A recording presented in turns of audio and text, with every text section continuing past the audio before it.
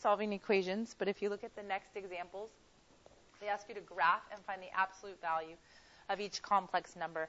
Now, complex number graphing is a little bit different.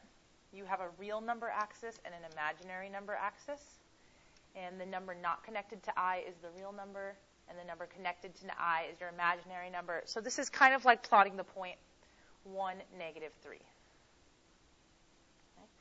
That is how we would plot this on the real number system. Now, when they ask you for the absolute value of that number, they're basically asking what its distance is from 0, 0. So to calculate the absolute value of 1 minus 3i, we basically want to use something like the Pythagorean theorem to calculate that distance from 0, 0 to 1, -3. So given one leg of the triangle is 3 and one is 1, we would do 3 squared plus 1 squared equals c squared. Get 9 plus 1 equals c squared. So c squared is equal to 10. And c is going to be equal to square root of 10.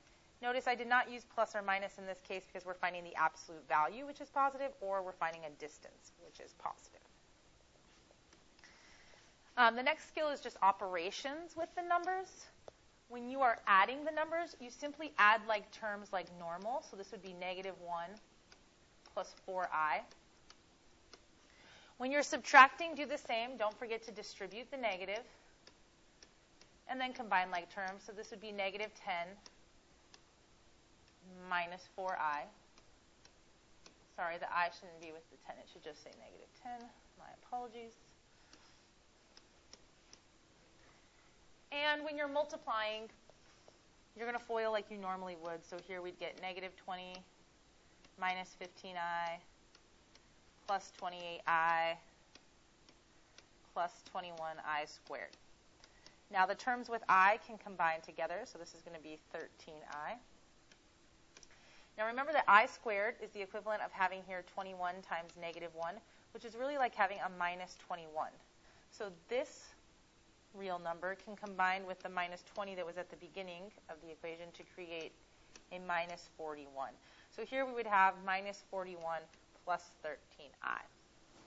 And we saw in class today on the T-shirt that I had that said get real, if you multiply together conjugates, so notice these have the same first and last terms but with different signs between them. What happens is you actually get a real number because the imaginary parts cancel out. So you have 16 minus 9, and the I squared is times -1. So this is like 16 plus 9, which is 25. The other thing we're going to look at is rationalizing the denominator. Just like you can't have a radical in the denominator, you can't have I in the denominator. So if you just have a single imaginary number in the denominator, you will multiply both top and bottom by I to get I squared in the denominator. And then turn all the I squareds to -1s so that you are able to simplify. If you have something more complicated in the denominator, like you see here, like 3 minus 2i, we saw that when we multiply together two conjugates, it becomes a real number. So we want 3 minus 2i to be multiplied by 3 plus 2i to obtain a real number. So we will multiply 3 plus 2i into the numerator and denominator. And then we'll go ahead and we will FOIL.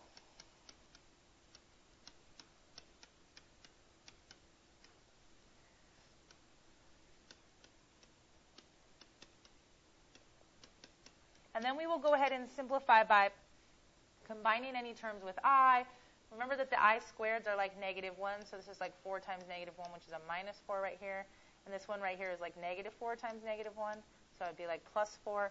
So we will end up with 11 plus 16i over 9 plus 4, which is 13. And those will be our answers. So those are just some quick operations with the number I. You guys can go back. You can pause it where you need to.